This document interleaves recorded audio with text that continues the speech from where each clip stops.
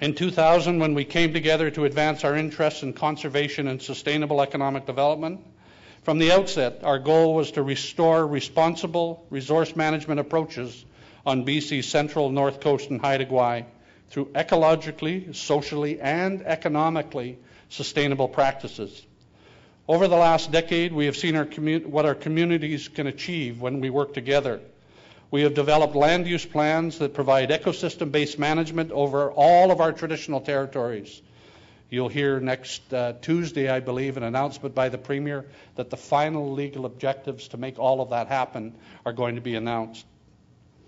We've created conservancies and special protected areas, 4.5 million hectares of protection. 4.5 million hectares of protection where salmon and all other species can go and thrive to help rebuild the economy, not only on the land, but also on the ocean. And we are in the process of implementing economic opportunities in forestry, ecotourism, non-timber forest products, and shellfish aquaculture.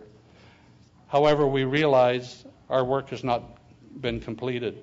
As we move forward, we will ensure that ongoing planning and stewardship to secure the ecological integrity of our territories, build capacity in our communities and businesses that will link local enterprise with this new global marketplace. Coastal First Nations are also concerned about our marine environment and its resources. The food, social, and ceremonial use of marine resources are culturally and economically important to First Nations within PNCIMA boundaries.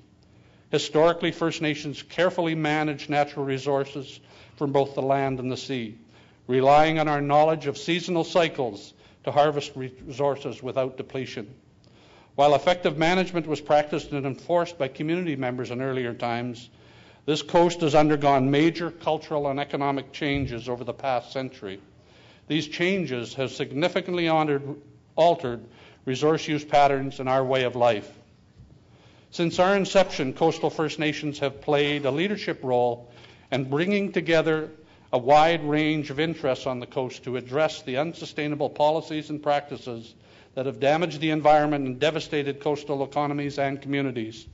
New partnerships have been developed with environmental groups, the federal and provincial governments, municipal leaders, industry, and other interests to begin the move to a conservation-based economy with increased First Nations involvement through strong leadership and vision.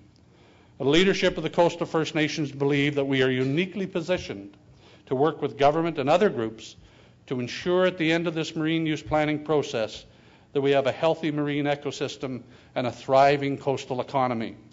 All of our communities are involved in a successful land use planning process with BC, the environmental group, industries, and others.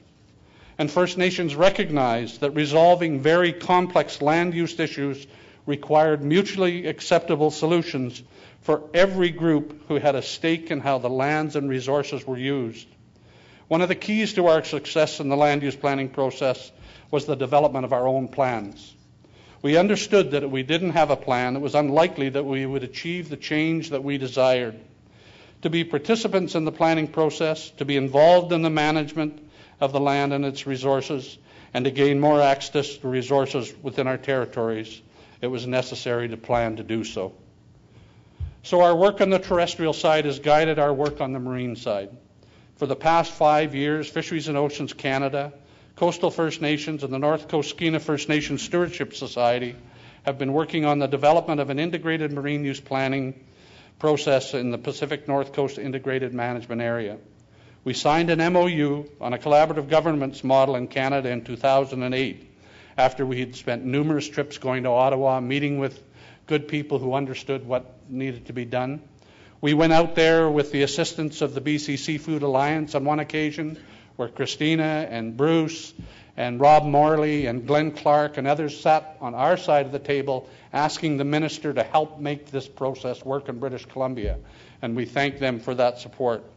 We signed an MOU on collaborative governance in Canada in December of 2008, but our work on marine use planning began a long time before that. It began during a meeting at the David Suzuki Foundation office where marine use planning was raised when we were discussing ecosystem-based management and how it related to the land use planning process. We were reminded by our chiefs and elders that we couldn't separate land and marine issues. They encouraged us to press the government to create a similar planning process for our oceans. They also told us the process had to be on a government-to-government basis. Since we've begun our work, we've established regional marine use planning committees which have been instrumental in guiding the development of a marine use planning process in every one of our communities. Area technical teams have been established to support community planning processes.